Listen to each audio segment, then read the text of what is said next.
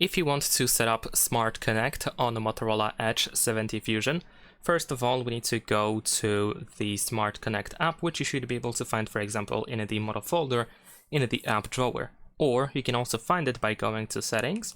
Then over here you can go to Connected Devices, and then here we have Smart Connect as well. Now if you go here for the first time, you will have to grant all of these different permissions.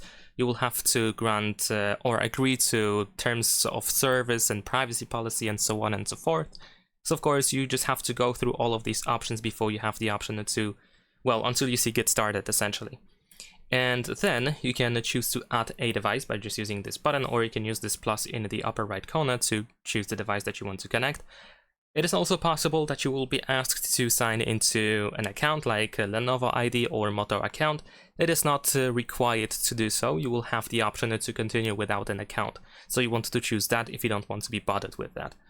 And then here we have quick pairing options, so you can scan QR code if you have a QR code visible on another device, such as PC, Smart TV, tablet, or Moto Buds, or anything else that we have in here.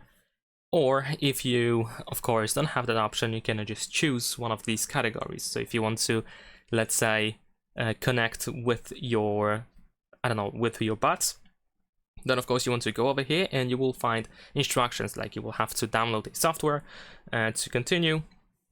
In the case of displays, you just have to select your display in here to start sharing this screen. In the case of tablet, you will have to get the Smart Connect app as well. Unless, of course, you already have the app, then you can just continue pairing, and then you should be able to scan the code. There we go. And that is pretty much it. Leave a like and subscribe.